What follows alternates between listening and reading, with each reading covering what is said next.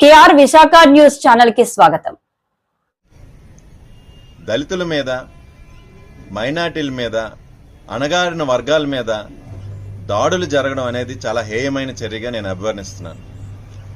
ఈ సంవత్సర కాలంలో ఎన్సీఆర్బీ అనే సంస్థ ఇచ్చిన నివేదికను గమనిస్తే మన దేశంలోనే అత్యధికంగా దళితుల మీద దాడి జరిగింది మన ఆంధ్రప్రదేశ్ అనే ఆ నివేదిక చెప్తుంది.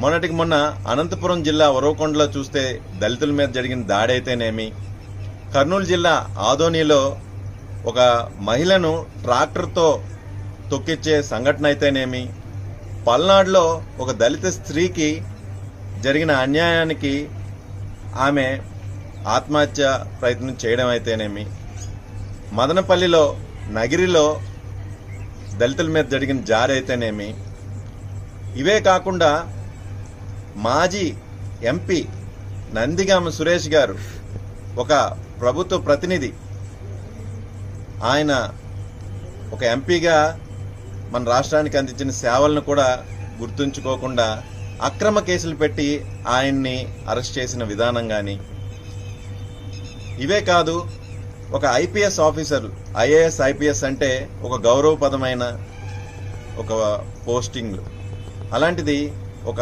ఐపీఎస్ ఆఫీసర్లు సంజయ్ గారు అయితేనేమి, సునీల్ గారు అయితేనేమి వాళ్ళని సస్పెండ్ చేసి రోడ్డు మీద నిలబెట్టిన సంఘటనలు. అంతెందుకు, ఇవేవీ కాకుండా పిఠాపురంలో పవన్ కళ్యాణ్ గారు, డిప్యూటీ సీఎం గారు ప్రాతినిధ్యం వహిస్తున్న నియోజకవర్గంలో ఈ రోజుల్లో కూడా దళితుల్ని సాంఘికంగా బహిష్కరించడం అంటే చాలా బాధాకరమైన విషయం.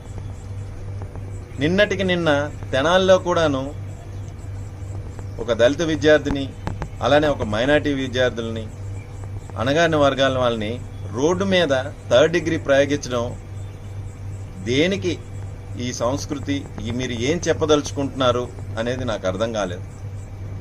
అయితే ఇలా చూసుకుంటూ ఉంటుంటే అసలు దళితులకి, అణగారిన వర్గాలకి మన రాష్ట్రంలో సెక్యూరిటీ లేదా అని నాకు అడగాలనిపిస్తుంది. ఎందుకంటే ఈరోజు ఇన్ని జిల్లాల్లో ఇంత జరుగుతున్నా సరే ఎవ్వరూ దీని మీద స్పందించట్లేదు. అది ముఖ్యంగా బాధాకరంగా ఉంది. అయితే వీటిని దృష్టిలో పెట్టుకొని ఒక్కసారి రాజ్యాంగం, అంబేద్కర్ గారు చెప్పిన రాజ్యాంగం ప్రకారం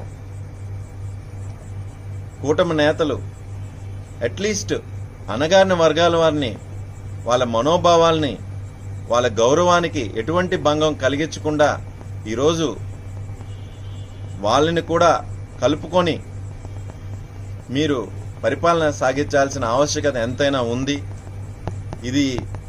ఈ విషయంలో మీరు విఫలం అవుతున్నారు.